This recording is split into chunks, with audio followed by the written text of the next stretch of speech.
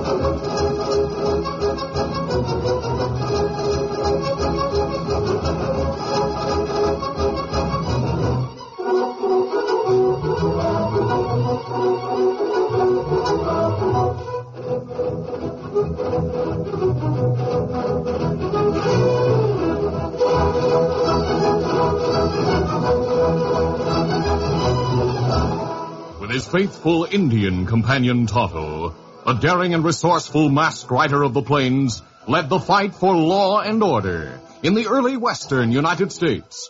Nowhere in the pages of history can one find a greater champion of justice. Return with us now to those thrilling days of yesteryear. From out of the past come the thundering hoofbeats of the great horse Silver. The Lone Ranger rides again. Come on, Silver. Let's go, big fella. I'll Silver. Away!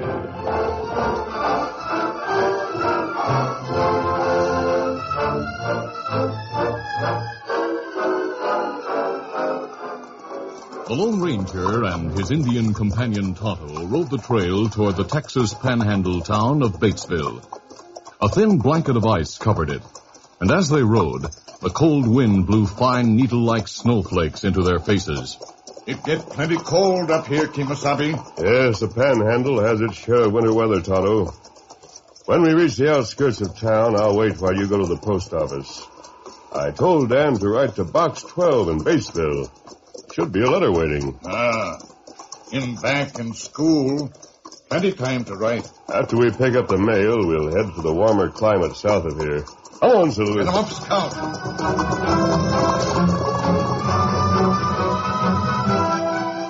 Later, the Lone Ranger waited near a campfire in a grove of cottonwoods, while Tonto went into town. Soon he returned. Oh, Scout, oh, fella. Easy, Scout. Easy, fella. Was there a letter from Dan, Tonto? Yeah, letter. Well, we'll see what he has to say. See now. Dear Uncle and Tonto, thanks for a wonderful Christmas vacation and for the fine gifts you both gave me. Time went all too fast while I was with you. It go fast for us. It seemed like Dan not here 2 weeks. That's right, Tonto. He goes on to say it's a coincidence that you told me to send this letter to Post Office Box 12 at Batesville. My roommate comes from a ranch near there. His name is Jerry Baldwin, and his folks have a big sheep ranch. I feel sorry for Jerry. He may have to leave school soon. That's not good. Why him have to leave? Dan say? Oh, I see. Jerry received a letter from his father yesterday saying he's been having trouble with the cattleman there. Has lost a lot of sheep because of it. A big rancher named Corey hates sheepmen and is turning the other ranchers against Jerry's father. Me here, Corey. Him own plenty cattle, plenty land. Yes, Huck Corey owns the Circle C, the biggest ranch in the Panhandle. What else, Dan say? Well, he says Jerry is afraid the ranchers will start a real range war against his father and his sheepmen and cause greater losses, not to mention bodily harm. Plenty bad, Kemosabe. Yes. Dan finishes by saying, I hope things work out for Jerry and his folks. He's a fine fellow and wants to finish his schooling. Give my best regards to Tonto, and tell him to take good care of Victor, your loving nephew, Dan. P.S. Give my regards to Sally Jackson when you see her, Dan. Dan still remember first kiss. Fella Jerry, good friend of Dan. Yes, Tonto. I'd like to do something for his people. What's more, if there's danger of a range war in this territory, we'd better stay around and do what we can to prevent it. That's right. And they soon find good place to camp. We'll ride back into the hills and find a campsite before dark. Here, Silver. Easy, Scout, easy, fella. Come on, Silver. Get him up, Scout.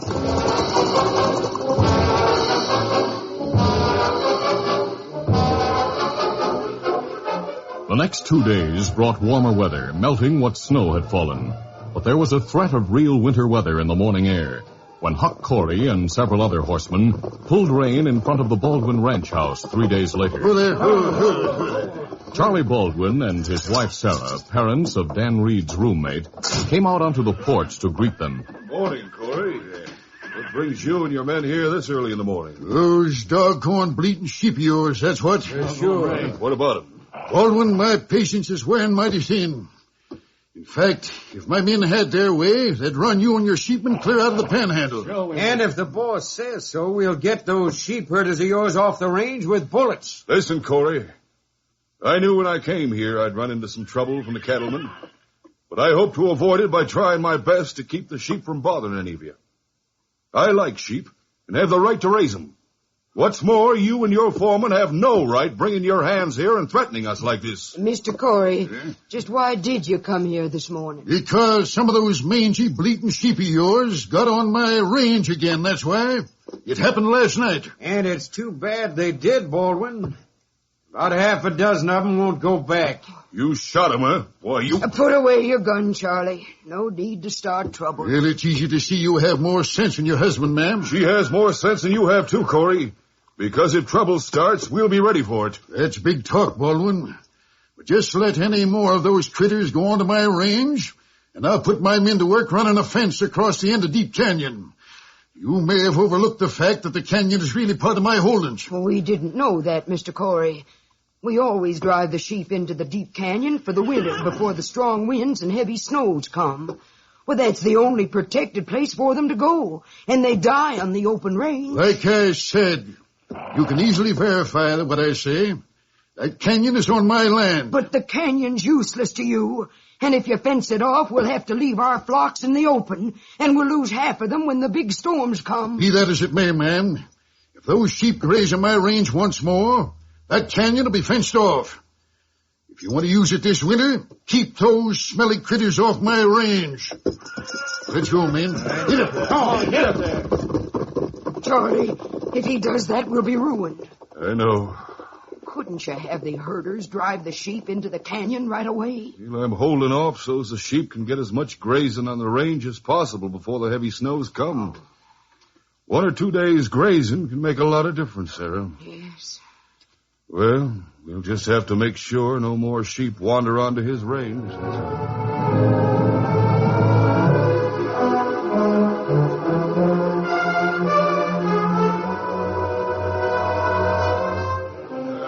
Late that afternoon, the foreman Tex and some of the Circle C ranch hands were in the Nugget Cafe in Batesville when a cowpoke came from the ranch. Hey, Tex! Huh? Mr. Corey says for all of you to ride out to the range right away. Why? He said we could come to town. Yeah, but more sheep run our range. The boss is fit to bust a button. What's he figuring on doing? He says we're going to fence in Deep Canyon. We'll work by torchlight if need be so as to get it up in a hurry. Well, boys, I reckon we got work to do. Let's go. That'll sure ruin Baldwin. It sure will.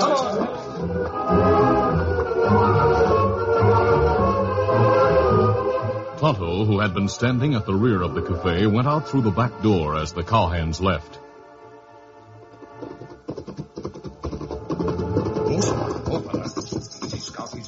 A short time later, he arrived at the camp in the nearby hills and told the Lone Ranger what he had heard. If them fence in Deep Canyon, it mean plenty trouble for father of Dan's friend, Kimasabi. Me hear plenty talk about it in town. Well, Corey has the right to fence in that canyon. It's on his property. There's no legal way to stop him.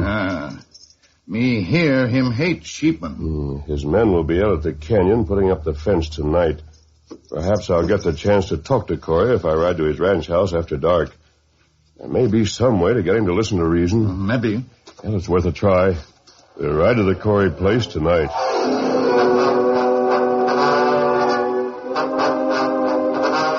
Early that evening, Huck Corey, a widower who lived with his only daughter Lucy, entered the ranch house just as Lucy came from her room, dressed to go out, and carrying a letter in her hand. Good evening, Lucy. Hello, Dad. What you got your coat on for? Wait. Jumping Jehoshaphat. Did I say coat? What is that you got on there? Why, this is the latest thing, Dad. I ordered it from the East through a friend. What on earth kind of critter has fur like that? But, by Jiminy, it looks almost like... Hey, that's sheepskin. Uh-huh, the latest thing and warm as toast. Sheepskin. Why, the great horn spoon girl, what's got into you? Don't you know that you... Now, Dad, don't be silly. Eh? Just because you don't like live sheep is no reason to carry on because I wear the skin of a dead one. Come on, Dad. I want someone to mail this letter for me. I think I'll go out to the bunkhouse. Let me see that letter. But, Dad... Just as I thought. To Jerry Baldwin, the son of that smelly sheepman. And he's the friend who talked you into buying that coat, eh? Dad, that's my letter. Jerry and I aren't interested in your troubles on the range. He's a wonderful boy. Get into your room and take that mangy sheepskin coat off. And as for the letter... Dad! Oh, Dad! I'll get you! Sheep. They even come back from the dead to haunt me.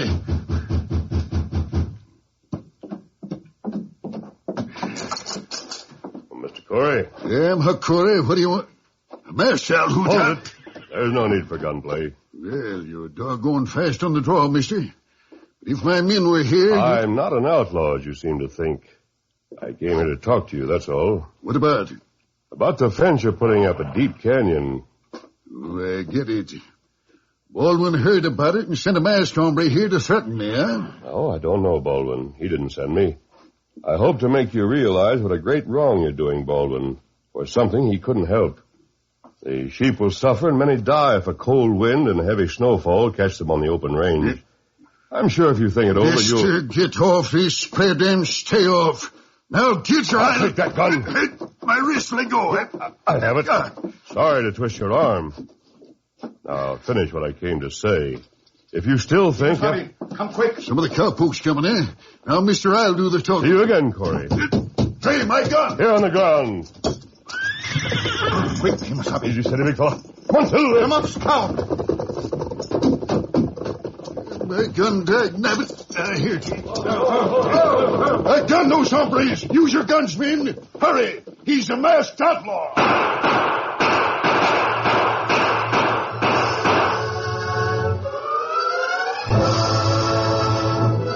The darkness was in their favor, and the Lone Ranger and Tonto managed to get away safely. After covering their trail, they went to their camp for the night. The canyon fence was quickly finished, and Circle C men were left to guard it against the sheepmen. Charlie Baldwin was discouraged and despondent. Sarah, I reckon we're done. Might as well write Jerry to come home. Maybe the weather will hold, Charlie. If it doesn't get any colder, we might get by. Weather in the Panhandle is as unpredictable as Huck Corey. It'll turn cold and bitter soon. Then goodbye to our sheep.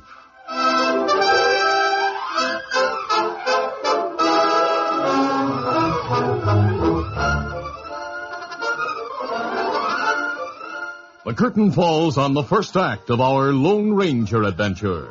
Before the next exciting scenes, please permit us to pause for just a few moments.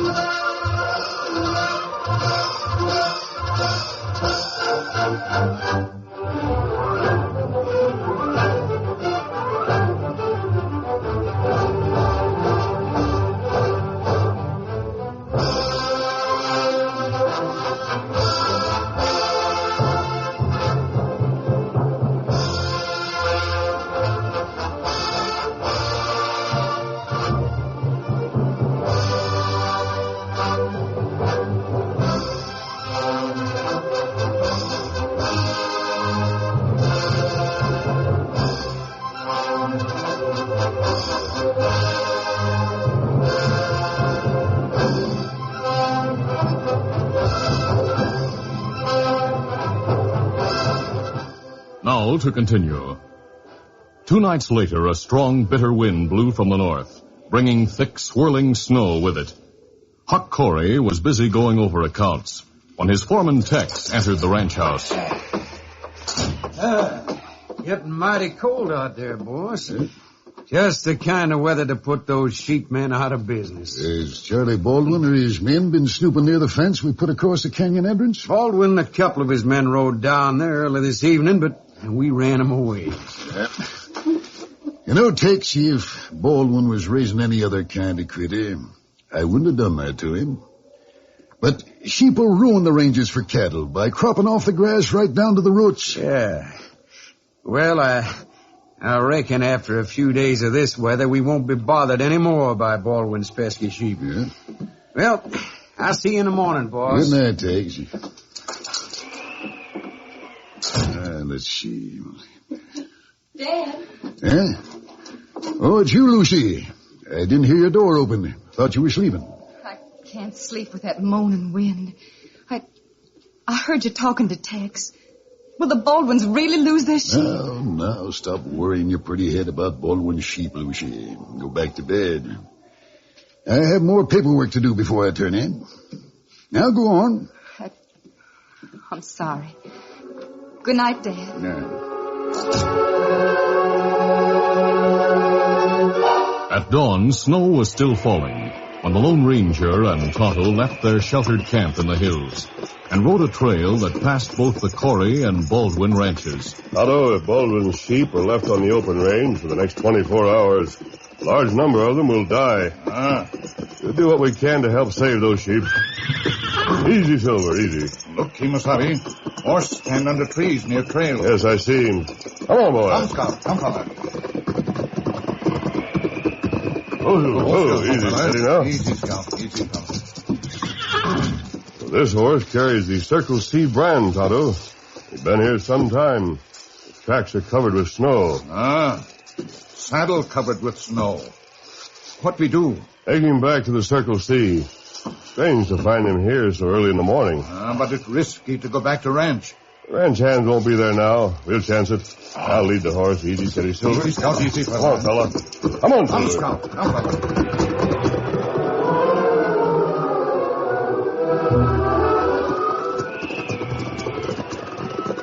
Later, the masked man and Indian stopped in front of the Corey ranch house. Easy, steady now. Easy, Scout. Easy. Keep your guns handy, Tonto, to cover me in case I do run into trouble.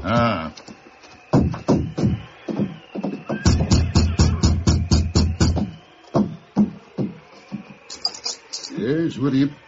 You here again? Don't go. You're covered. Yeah. Why are you here this time? We brought back one of your horses. Found him some distance down the trail. Someone must have been riding him. Yeah, let me see. Yeah, that's my daughter's horse.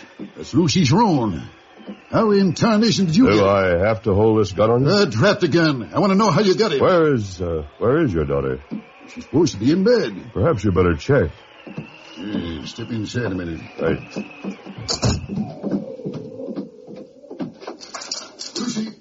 Lucy girl, are you? She's gone. Yeah, I found this note. All right, read it. She says, Dad, after what was said tonight, I'm going to find some way to help the Baldwins. Lucy, great day, she left here last night. She must have ridden to the Baldwins. Remember, we found her horse down the trail. Yeah? If she were at the Baldwins' place, her horse would still be there. That's right. Lucy must have had trouble. We got to find her. If she's been hurt and lying out there all night... My Indian friend and I are here to help, Mr. Corey. There were no way to backtrack the horse. The hoof marks were entirely covered. She's been out in a storm all night. She'd be frozen. And it's my fault. She heard me talking to Tex about the sheep and... Easy, Mr. Corey. She likely rode to the range to find out about the sheep. Yeah, and her horse threw her. Get your men together and we'll search for her. But the men are down at the canyon. The foreman came in early and said Baldwin and his men were fixing to rip down the fence. The only thing to do right now is to go there and prevent a fight.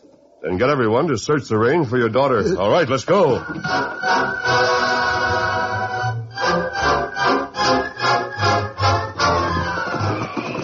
As the Lone Ranger and Tonto, accompanied by Huck Corey, rode toward Deep Canyon, they heard gunshots. The fight has started. Hurry. Come on, Silver. Get up there. Ho. Stop the fight. Hold your fire. Hey, look at the masked man. He must have made the boss stop the fight. I'll get him. Hold it. Ow! Oh. Your hand will be numb a while. The rest of you listen to Mr. Corey. I mean, my daughter Lucy is lost somewhere on the range. She's been gone all night. I want all of you to spread out and search till we find her. Baldwin and his men are over there watching. Yeah, they'll start shooting if we try. Wait a minute. Hello, Charlie Baldwin. Come here for a talk. This is a truce. We'll holster our guns. We'll ride over. We'll still hold our guns.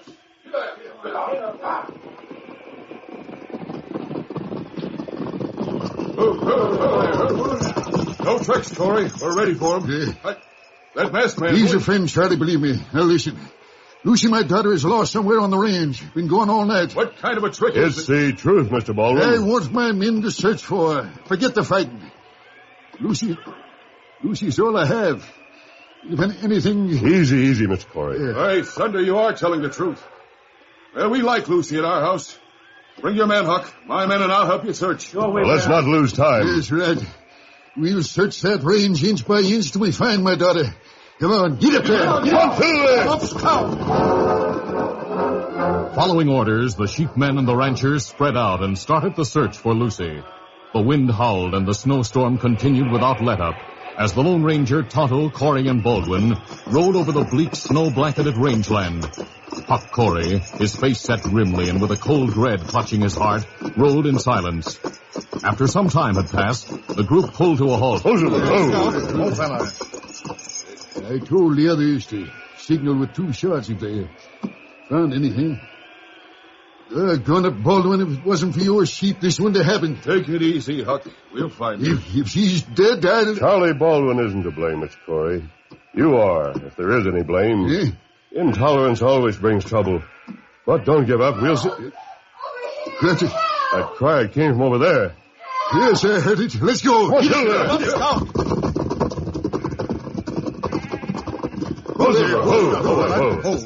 Those sheep are too cold to run the way they're huddled together. Well, now they're moving. One is still lying there. Oh, no, wait. Easy, steady, big fella. I'm here. Dad. A masked man. The masked man's a friend, honey. By thunder, with that sheepskin coat, I thought you were one of them. I think the sheep did too, Dad. They huddled against me and kept me warm all night. Thank heaven you're safe. But why did you do it? What happened? Oh, my horse threw me and then he ran away. I sprained my ankle when I fell and I couldn't stand up. I yelled and yelled until my voice gave out. And then, the sheep gradually moved in beside me.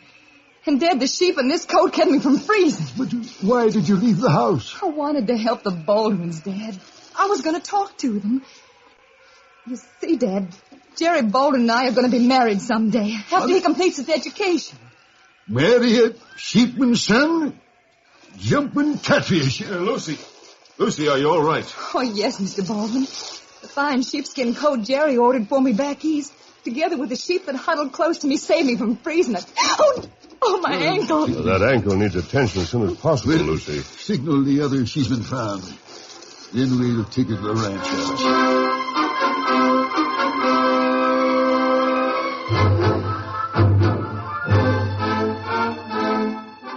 Later, Lucy rested comfortably on a couch in the living room of the Corey ranch house. The Lone Ranger and Tonto gave her injured ankle the attention it needed. Then the masked man said, There, that will take care of the injury until the doctor arrives. Thank you. I feel as if I've known you for a long time. Well, a friend of mine knows Jerry at school. I've heard fine reports about him. Hey, Charlie, how long did you know your son and Lucy were, thinking of getting married? Sarah and I knew it since Christmas, Huck. Huh? Jerry told us then. We were mighty pleased to hear it. You were? Even after all the fussing I've been doing and all?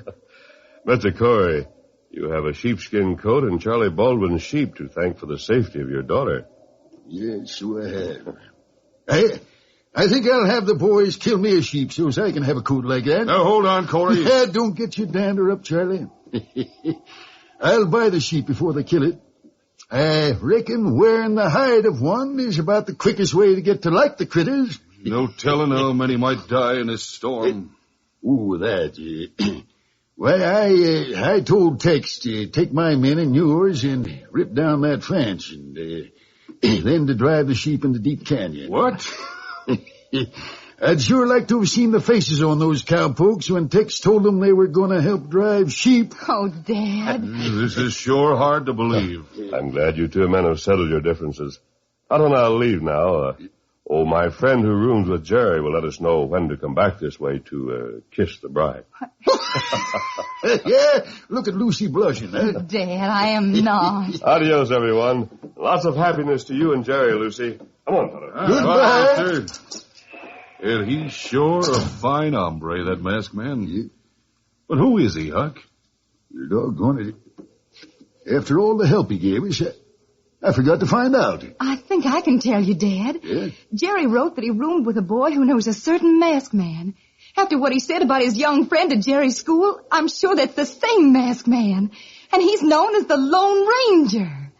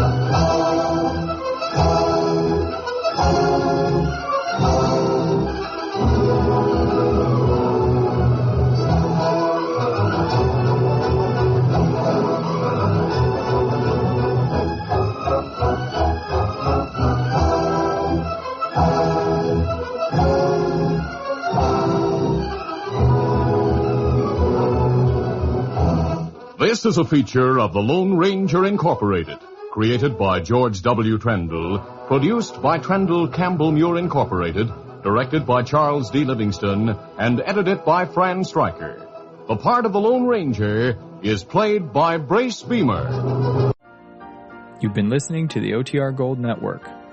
Find more classic radio at otrgold.com.